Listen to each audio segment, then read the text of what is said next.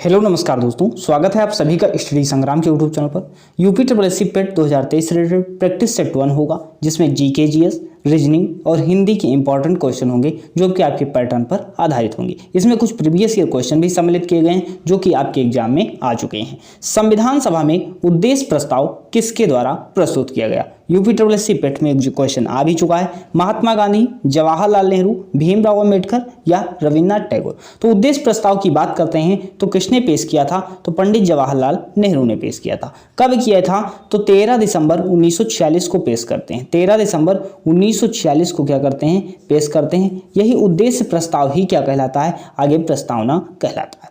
अब बात करते हैं डॉक्टर भीमराव अम्बेडकर की। तो डॉक्टर भीमराव अम्बेडकर ने, आपसे पूछा जाता है संविधान की आत्मा किस अनुच्छेद को कहा?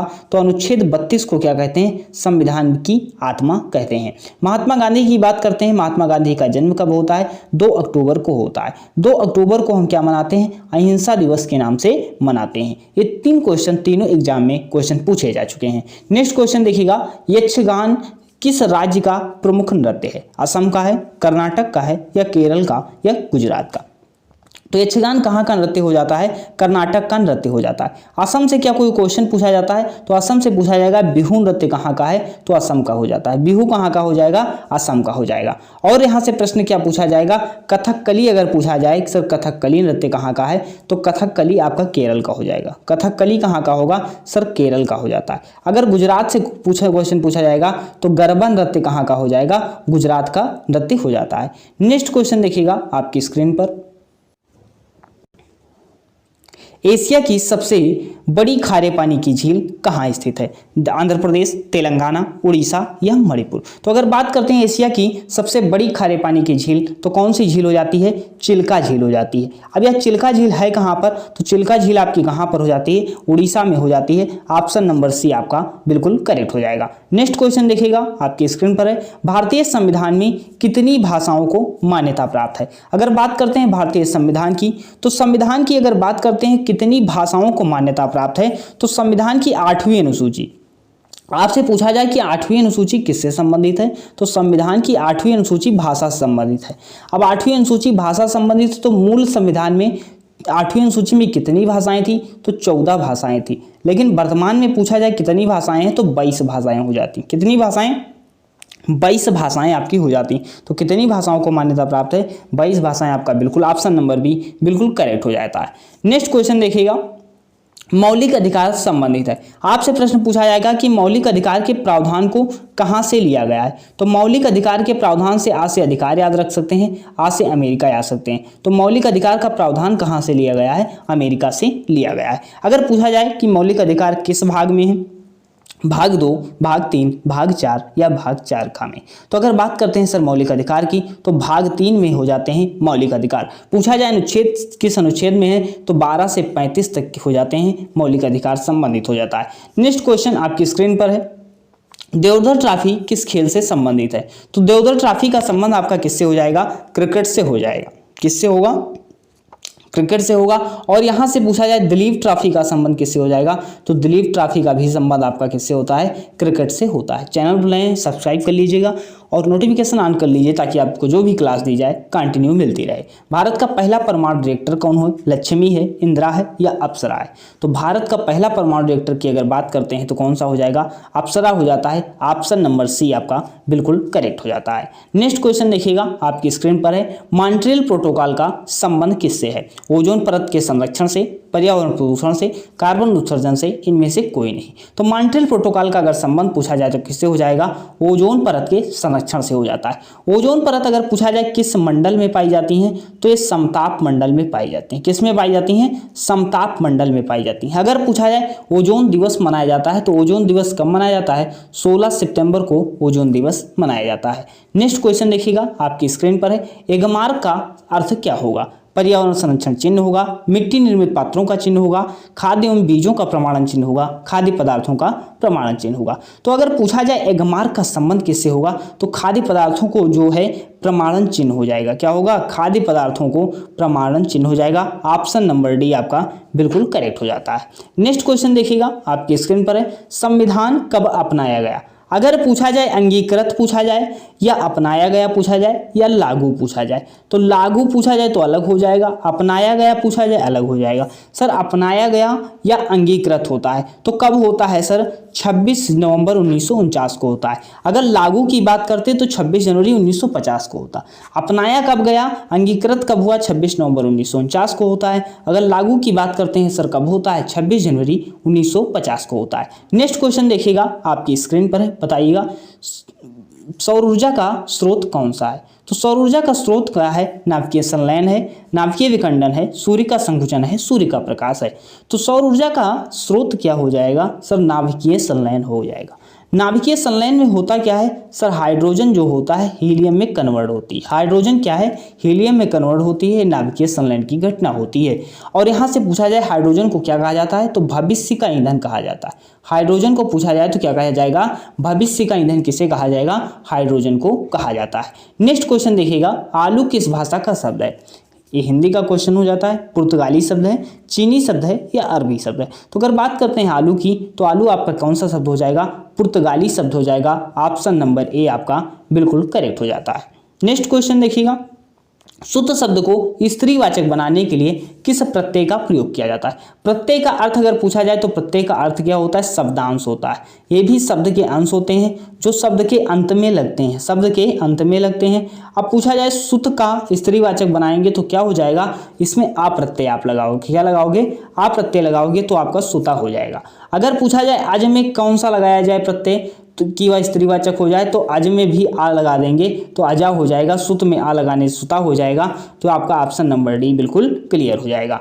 नेक्स्ट क्वेश्चन की बात करते हैं, निम्नलिखित में से अनिश्चयवाचक सर्वनाम है। सर्वनाम क्या होते हैं सर? संज्ञा के स्थान पर प्रयोग होते हैं। सर्वनाम होते क्या हैं? संज्ञा के स्थान पर प्रयोग होते हैं। सर सर्वनाम के भेद कितने होते हैं? सर्वनाम के भेद की संख्या अर्थात सर्वनाम के भेद कितने होते हैं सर? 6 भेद होते हैं। सर निश्चयवाचक अगर पूछा जाए तो यह है क्या हो जाएगा? निश्चयवाचक हो जाएगा। अगर कौन पूछा जाए सर कौन आ रहा है तो क्या हो जाएगा? कौन आ रहा है तो एक प्रश्नवाचक होता है। अगर कुछ पूछा जाए तो क्या होता है? अनिश्चयवाचक सर्वनाम होता है। कुछ क्या हो जाता है? अनिश्चयवाचक सर्वनाम हो जाता है। नेक्स्ट अगर बात करते हैं सा का उच्चारण स्थान क्या है?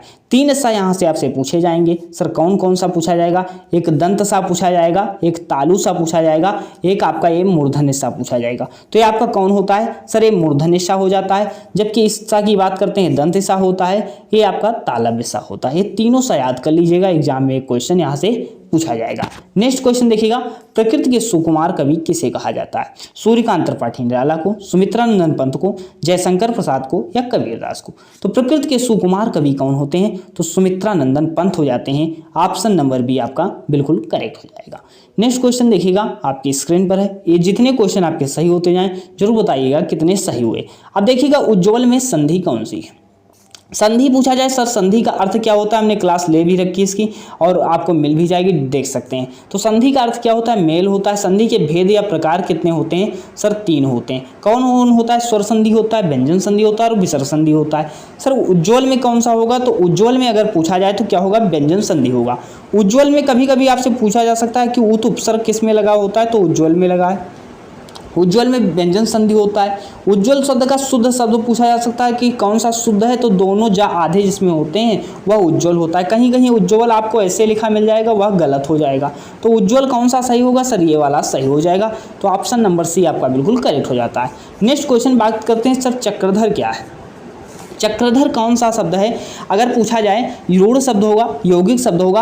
अब यहाँ से देखिएगा रचना के आधार पर शब्द के भेद कितने होते हैं? तो रचना के आधार पर शब्द के भेद 3 होते हैं। कौन कौन से होते हैं सर? रूढ़ होता है, यौगिक होता है और योग रूढ़ होता है। अब सर चक्रधर से कौन सा होगा? तो चक्रधर अगर बात करते हैं सर तीसरा अर्थ दे रहा हो।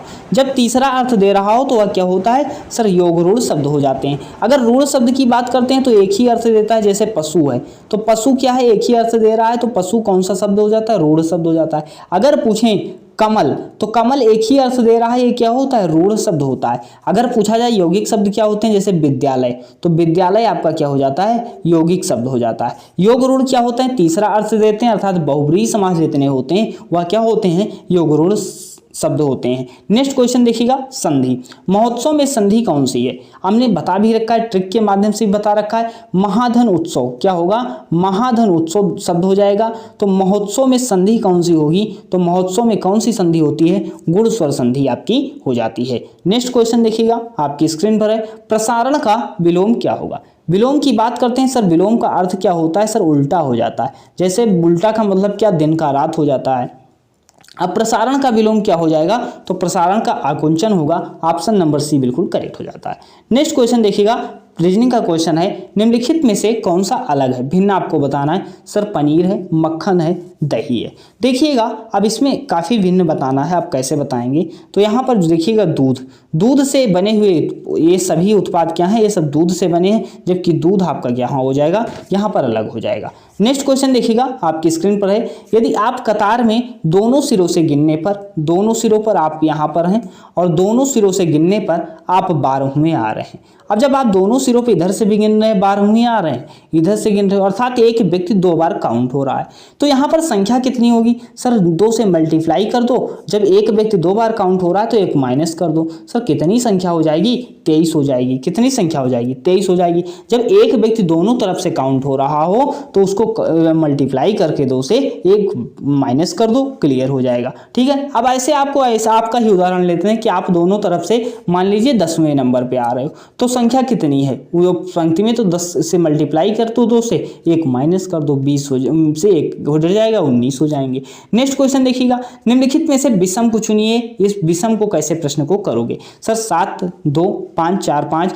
अब इसमें देखो सर, इसमें कोई मल्टीप्लाई लग रहा है, अगर इसको मल्टीप्लाई करते हैं सर इसका 14 होगा। सर इसका अगर बात करते हैं 20 होगा, कोई मतलब नहीं बनेगा। अगर बात करते हैं सर 7, 2 कितना होता है? सर 9 होता है। 5, 4 कितना होता है? 9 होता है। सर 8, 1 कितना होता है? 9 होता है। 8, 2 10 होता है।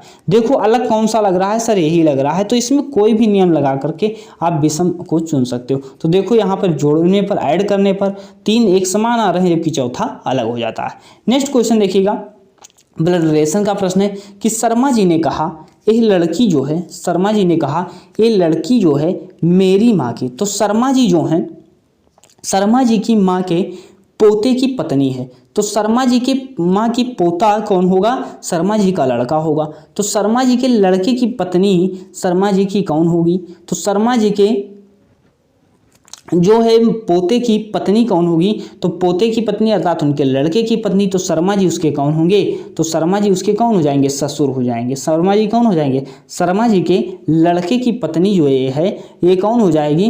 ये इनकी जो है बहू हो जाएगी। ये कौन हो जाएंगे? ससुर हो जाएंगे। तो ऑप्शन नंबर डी आपका बिल्कुल करेक्ट हो जाता है। नेक्स्ट क्वेश्चन देखिएगा, लुप्त पद ज्ञात कीजिए। सर लुप्त पद कैसे है? HI है, CD है। अब इसको कैसे लिखा गया देखिएगा, यच इस स्थान पे आता है, बताइएगा। यच 8 स्थान नंबर पे आता है। सर अब अगर एक से ए से लेकर के जेड तक गिनोगे 26 लेटर होते हैं। सर 26 का क्रम होता है। सर यच 8 नंबर पे आता है। आई कितने नंबर पे आता है? सर 9 नंबर पे आता है। देखो 8, 9 लिख दिया गया। इसी तरह सी की बात करते हैं, सी को 3 लिख दिया गया। सर डी को 4 लिख दिया गया। तो क्या है? 34 लिख दिया गया। सर 34 क्या ऑप्शन में है? तो बिल्कुल करेक्ट हो जाएगा। तो बिल्कुल क्लियर है। अब ये कुछ इंपॉर्टेंट क्वेश्चन थे। उम्मीद है, आशा है पूरा क्लास देखा तो आप सभी के पास शेयर कर दीजिए जो लोग कर रहे हैं आपके साथ प्रिपरेशन। चैनल में नए थे सब्सक्राइब कर लेना, ताकि जो भी क्लास दी जाए आपको नोटिफिकेशन मिल जाए। इससे पहले संधि है, वर्णमाला है, सब पढ़ा रखा है, आप देख सकते हैं प्लेलिस्ट में जा करके। अभी तक यहीं तक, मिलते हैं नेक्स्ट क्लास।